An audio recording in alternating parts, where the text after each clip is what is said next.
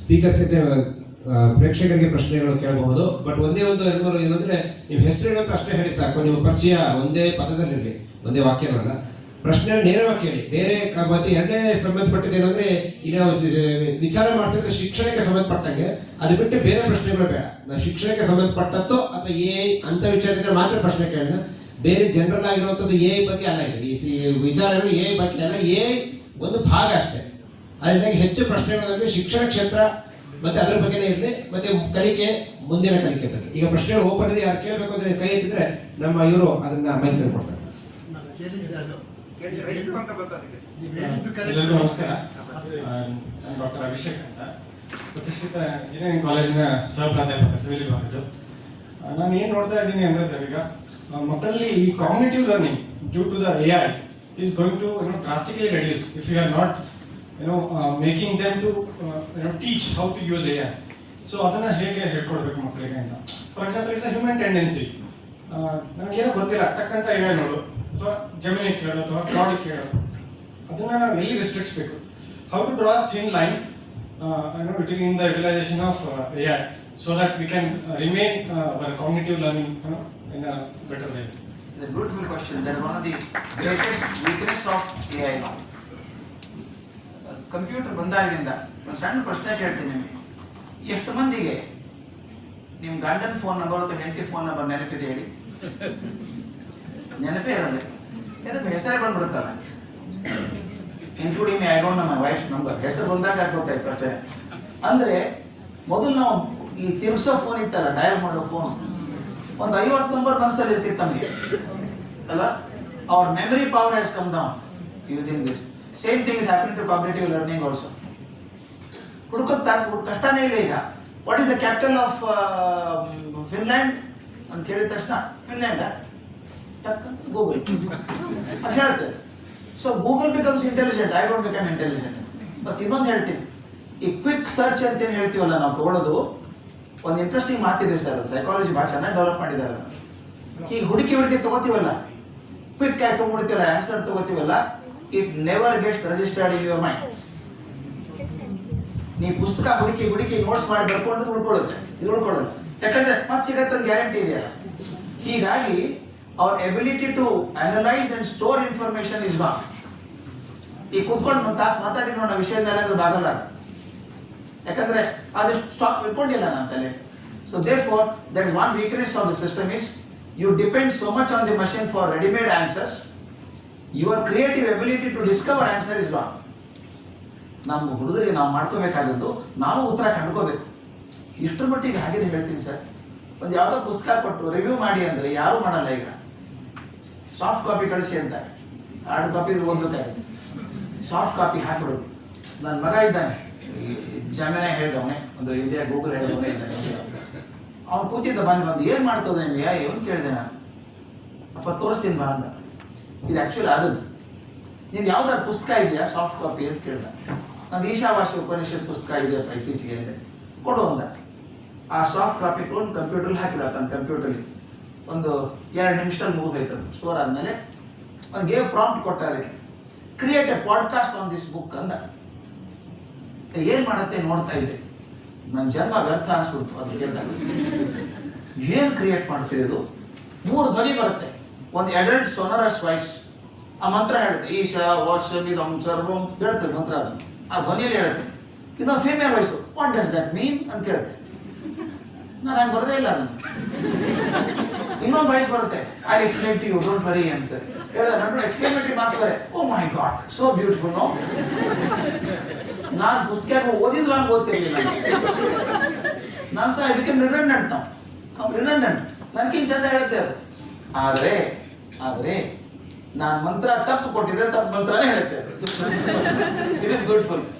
ಗುರುಗಳು ಯಾರಾದ್ರೂ ಇದ್ದಾರೆ ವಿಷಾವಾಸ್ಯ ಚೆನ್ನಾಗಿದ್ದವ್ರು, ಮಂತ್ರ ತಪ್ಪಿದೆ ನೋಡು ಸರಿ ಮಾಡೋದನ್ನ ಅಂತಿದ್ರು. ಕಂಪ್ಯೂಟರ್ ಹೇಳಲ್ಲ, ಅದೇ ತಲೆಗೆ ಹೋಗಿದ್ದಾರೆ.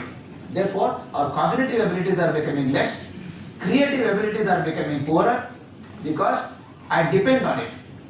ಅದಕ್ಕೆ ನಮ್ಮ ಯಜಮಾನ್ ಹೇಳ್ತಿದ್ದ, ನಮ್ಮ ಮನೆಯವ್ರು ಹೇಳಿದ್ರು, ಭಾಳ you start depending on somebody, you lose your natural instinct to use your body.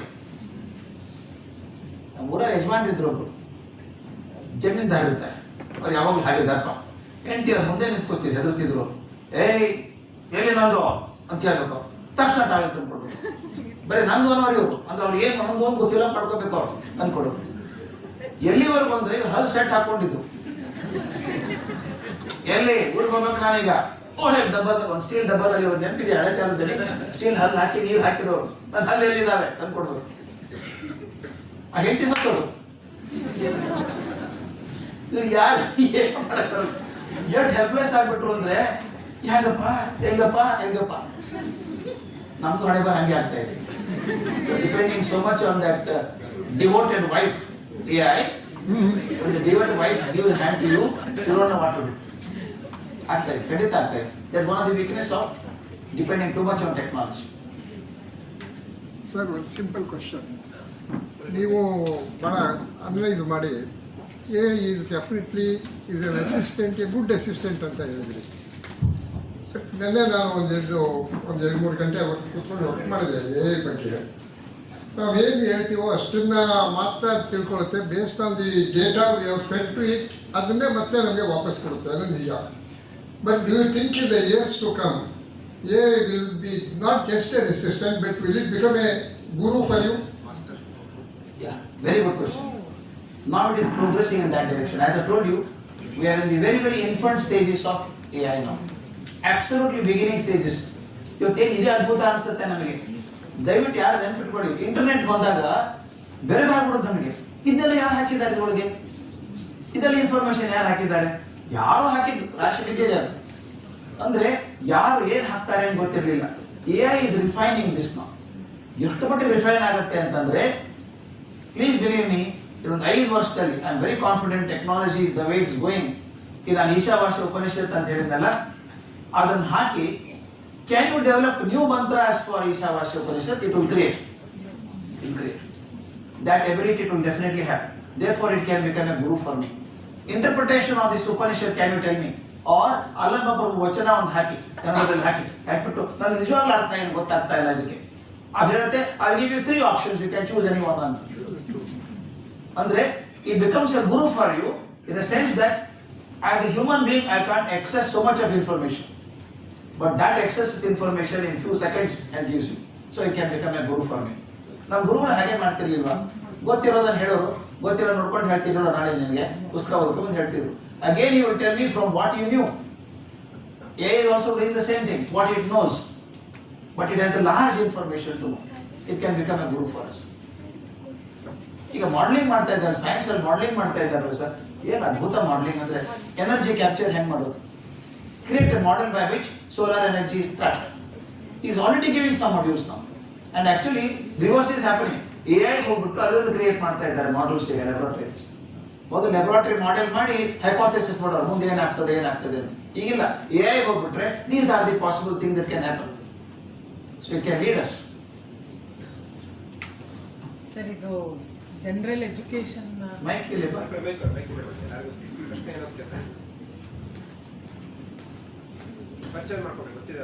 ನಾನು ದೀಪಾ ರವಿಶಂಕರ್ ಅಂತ. ಆಸ್ ಅ ಮದರ್, ಅಂದ್ರೆ ಮಕ್ಕಳಿಗೆ ಪಾಠ ಹೇಳ್ಕೊಡುವಾಗ ನಾವು ಮನೆಯಲ್ಲಿ ಬರೆದು ಅಭ್ಯಾಸ ಮಾಡೋದು ನಮಗೆ ನಾವು ಕಲಿತಂಥದ್ದು. ಇವತ್ತಿಗೂ ನಾನು ಎಲ್ಲದನ್ನು ಏನೋ ನೆನ್ಪಿಟ್ಕೋಬೇಕು, ಇನ್ನೊಂದೇನು ಅಂದ್ರೆ ಬರಿತೀನಿ. ನನ್ನ ಮಕ್ಕಳು ಬರೆಯೋದನ್ನ ರೆಸಿಸ್ಟ್ ಮಾಡ್ತಾರೆ. ಲಾಜಿಕಲ್ ರೀಸನ್ ಅವ್ರು ಕೊಡೋದೇನು ಅಂದ್ರೆ, ಮುಂದೆ ನನಗೆ ಬರಿಬೇಕಾದ ಅಗತ್ಯ ಇಲ್ಲ. ಹೈಯರ್ ಎಜುಕೇಶನ್ಗೆ ಹೋಗ್ತಾ ಇದ್ದ ಹಾಗೆ ನಾನು ಕಂಪ್ಯೂಟರ್ ಕೀಬೋರ್ಡ್ನ ಚಲಾಯಿಸೋದೇ ನನಗೆ ಹೆಚ್ಚಾಗುತ್ತೆ, ಬರಿಬೇಕಾಗಿಲ್ಲ, ಇಟ್ ಇಸ್ ನಾಟ್ ಇಂಪಾರ್ಟೆಂಟ್ ಅಂತ. ಬರವಣಿಗೆ ಮಹತ್ವ ಎಷ್ಟಿದೆ ಎಜುಕೇಶನ್ ಅಲ್ಲಿ ಬೆಳೀತಿರೋ ವಯಸ್ಸಿನಲ್ಲಿ ಅಂತ ನಮ್ಗೆ ಒಳ್ಳೆ ಪ್ರಶ್ನೆ.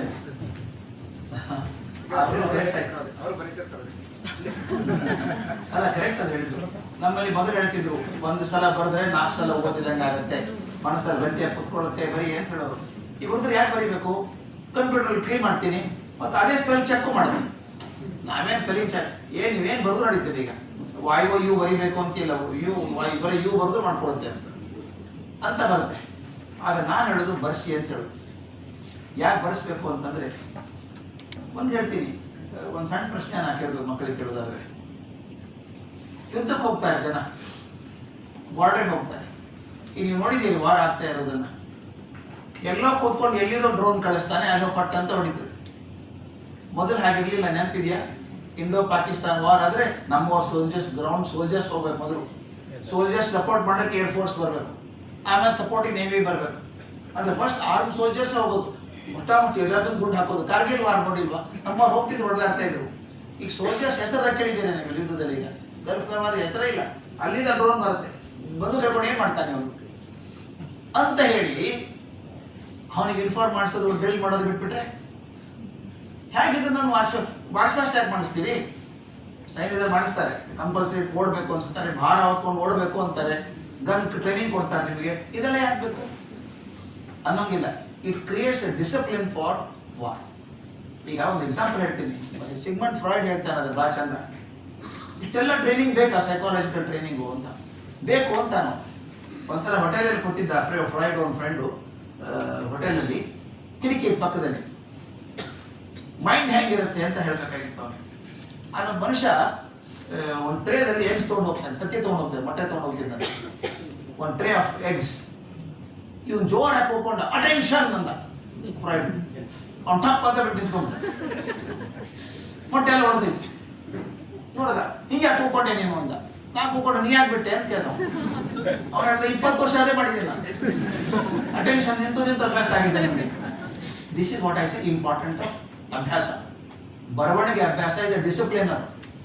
ನಾಳೆ ನೀನು ಕೀಬೋರ್ಡಲ್ಲೇ ಟೈಪ್ ಮಾಡ್ಬೋದು, ಎಲ್ಲ ಮಾಡ್ಬೋದು, ಬಟ್ ಬರವಣಿಗೆ ಅಭ್ಯಾಸ ಇದೆ ಡಿಸಿಪ್ಲಿನ್ ಆಫ್ ಯುವರ್ ಫಿಂಗರ್. ಮತ್ತು ಇನ್ನೊಂದು, ಆ ಏಜ್ಗೆ ಆ ಸೈಕೋಮೋಟರ್ ಸ್ಕಿಲ್ಸ್ ಬೇಕಾಗುತ್ತೆ, ಫಿಂಗರ್ ಆಪರೇಷನ್ ಗೊತ್ತಾಗಬೇಕಾಗುತ್ತೆ, ಬರಿಬೇಕು, ಗ್ರಿಪ್ ಹಿಡ್ಕೊಳ್ಳೋ ಬರ್ಬೇಕು, ಹೇಗೆ ಬರಿಬೇಕು ಅಂತ ಹೇಳಿ. ಮತ್ತು ಇನ್ನೊಂದು, writing, beautiful hand writing is a virtue. ಇದು ವರ್ಚ್ಯೂ ಹ್ಯಾಂಡ್ ರೈಟಿಂಗ್ ಬರೋದು. ಆದ್ರಿಂದ ಬರಿಬೇಕು. ಮುಂದೆ ಬೇಕಾಗ್ಲಿಕ್ಕಿಲ್ಲ. ಎಷ್ಟೋ ಕೆಲಸ ಮುಂದೆ ಬೇಕಾಗಲ್ಲ ನಾವು ಕಲ್ತದ್ದು. ಈಗ for example the physics and chemistry that I learn in 8th and 9th standard, I will never be using it. Doesn't mean I should not study physics, chemistry. They create the foundation for your knowledge. Therefore, writing is a virtue. ಬರಿಬೇಕು, ಈಗ ಅದು ಬರಿಬೇಕು. ಅದಕ್ಕೆ ಹೊಸ ಬಂದಿದೆ ಈಗ ಕಂಪ್ಯೂಟರ್ದಲ್ಲಿ. ಈಗ ನಾವೇ ಸ್ಟೈಲಸ್ ತೊಗೊಂಡು ಬರಿತೀವಿ, ಈಗ ಅದು ಬರೆಯೋದೇ ತಾನೆ, ಸ್ಟೈಲಸ್ ಬರಿಬೇಕು. ಆದ್ರೆ ನಾನು ಹೇಳೋದು, nothing like writing on a paper with a pen.